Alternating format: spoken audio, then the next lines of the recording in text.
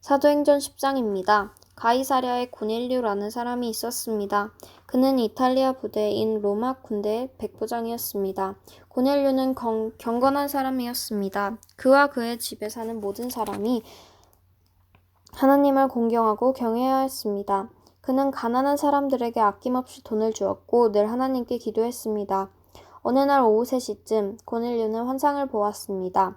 그는 환상 속에서 하나님의 천사가 다가와 고넬료야 라며 부르는 소리를 똑똑히 들었습니다.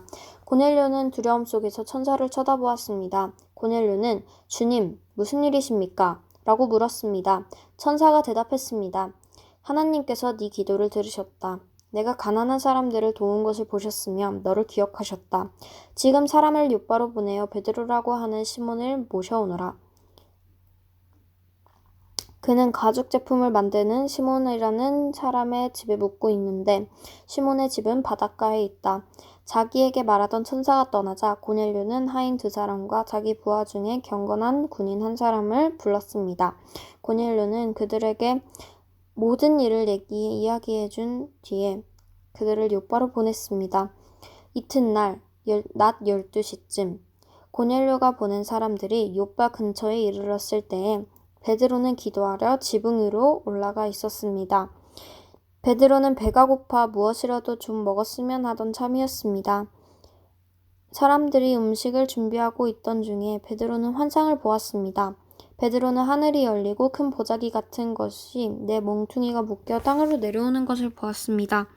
그 안에는 갖가지 4발 달린 짐승들과 땅에 기어다니는 파충류와 날짐승들이 들어있었습니다. 그때 베드로에게 음성이 들려왔습니다. 베드로야, 일어나 이것을 잡아 먹어라. 이에 대해 베드로는 주님, 그렇게는 못하겠습니다. 저는 속되거나 부정한 것을 지금까지 먹은 적이 없습니다. 라고 대답했습니다. 2번째로 음성이 들려왔습니다. 하나님께서 깨끗하게 하신 것을 속된 것이다 라고 하지 마라. 이런 일이 3번 있은 뒤에 보자기는 즉시 하늘로 올라갔습니다. 자기가 본 환상이 무슨 뜻일까 하고 베드로가 곰곰이 생각하고 있을 때 고넬료가 보낸 사람들이 시몬의 집에 찾아와 문 앞에 서 있었습니다. 그들은 문 밖에서 베드로라는 시몬이 여기 계십니까? 라고 소리쳐 물었습니다. 베드로가 아직 환상에 대해 생각하고 있는데 성령이 베드로에게 말씀하셨습니다. 시몬아, 3사람이 너를 찾고 있다. 일어나 내려가거라. 그들은 내가 보낸 사람들이니 주저하지 말고 그들을 따라가거라. 베드로가 그 사람들이 있는 곳으로 내려가 말했습니다. 내가 그대들이 찾는 사람들입니다. 무슨 일로 오셨습니까? 그 사람들이 이렇게 대답했습니다. 저희는 고넬료라는 로마 백부장이 보낸 사람들입니다. 고넬료는 의로운 사람이며 하나님을 경외하는 사람입니다. 그는 모든 유대인들에게도 존경받는 사람입니다. 한 거룩한 천사가 고넬료에게 당신을 집으로 모셔다가 당신이 하시는 말씀을 들으라고 분부하였습니다. 그러자 베드로는 그들을 집 안으로 불러 묻게 하였습니다. 이튿날 베드로는 자리에서 일어나 그들과 함께 고넬료의 집을 향해 출발하였습니다. 욥바에서 온 형제 몇 명도 베드로를 따라갔습니다. 그들은 다음날 가이사랴에 도착했습니다. 고넬료는 친척과 친구들을 불러놓고 베드로를 기다리고 있었습니다. 베드로가 안으로 들어가자 고넬료가 그들을 맞이했습니다. 그는 베드로의 발 앞에 엎드려 절했습니다. 베드로가 그를 일으켜 세우며 일어나십시오. 나도 사람일 뿐입니다. 라고 말했습니다. 베드로가 고넬료와 말하면서 집 안으로 들어가 보니 사람들이 많아 보였습니다.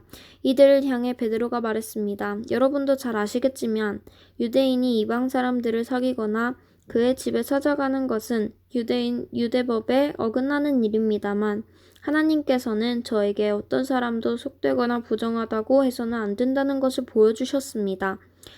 그래서 여러분이 저를 불렀을 때 이 의를 제기하지 않고 따라온 것입니다. 자, 무슨 일로 저를 부르셨는지 말씀해 주십시오. 고넬료가 말했습니다. 4일 전 이맘때쯤, 그러니까 오후 3시쯤에 집에서 기도하고 있었는데 갑자기 눈부신 옷을 입은 사람이 제 앞에 서 계셨습니다. 그는 고넬료야, 하나님께서 네 기도를 들으셨고 내가 가난한 사람들을 도운 것을 하나님께서 보시고 너를 기억하셨다. 지금 사람을 요바로 보내어 베드로라고 하는 시몬을 모셔오너라. 그는 가죽 제품을 만드는 시몬이라는 사람의 집에서 묵고 있으며 시몬은 바닷가에 있다 라고 말씀하셨습니다.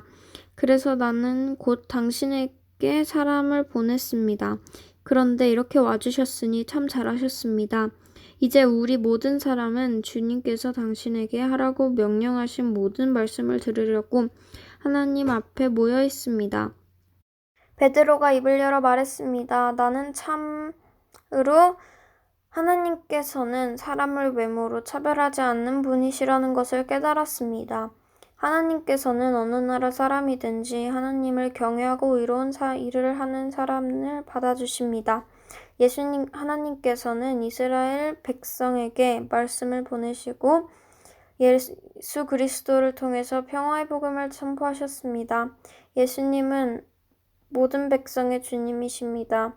여러분은 요한이 세례에 관해 설교한 이후 갈릴리에서 시작하여 온 유대 땅에 걸쳐 발생한 큰 사건을 아실 것입니다. 하나님께서는 나사렛 사람인 예수님에게 성령과 능력으로 기름 부으셨습니다. 그분은 두루 다니시면서 선한 일을 하셨고 귀신에 사로잡힌 사람들을 고쳐주셨습니다. 이는 하나님께서 예수님과 함께 계셨기 때문입니다. 우리는 예수님께서 유대와 예루살렘에서 하신 모든 일을 목격한 증인입니다. 사람들은 예수님을 나무에 매달아 죽였지만 3일째 되는 날에 하나님께서는 이 예수님을 죽은 자 가운데서 다시 살리셔서 사람들 앞에 나타나게 하셨습니다. 그러자 예수님께서 모든 사람들에게 나타나신 것이 아니라 하나님께서 이미 증인으로 택하신 우리들에게만 보이게 하셨습니다. 우리는 예수님께서 죽으셨다가 다시 살아나신 뒤에 그분과 함께 먹고 마셨습니다. 예수님께서는 우리에게 명하시기를 하나님께서 이 예수님을 살아있는 사람과 죽은 사람의 심판자로 세우셨다는 것을 사람들에게 전파하고 증언하라고 하셨습니다. 모든 예언자들도 예수님을 믿는 사람은 다 그분의 이름으로 죄를 용서받는다고 증언했습니다. 베드로가 이런 말을 하고 있을 때 말씀을 듣고 있던 모든 사람들 위에 성령께서 내려오셨습니다. 베드로가 함께 온 할례받은 선자들은 하나님께서 선물로 주신 성령을 이방 사람들에게까지 부어주시는 것을 보고 깜짝 놀랐습니다. 이방인들이 방언하고 말하고 하나님을 찬양하는 것을 그들이 들었기 때문입니다. 그때 베드로가 말했습니다. 이 사람들이 우리와 마찬가지로 성령을 받았으니 이들에게도 물로 세례를 주는 것을 누구들 막을 수 있겠습니까? 베드로는 그들에게 예수 그리스도의 이름으로 세례를 받으라고 명하였습니다. 그때 그들은 베드로에게 자기들과 함께 며칠 더 머물다 가라고 부탁했습니다.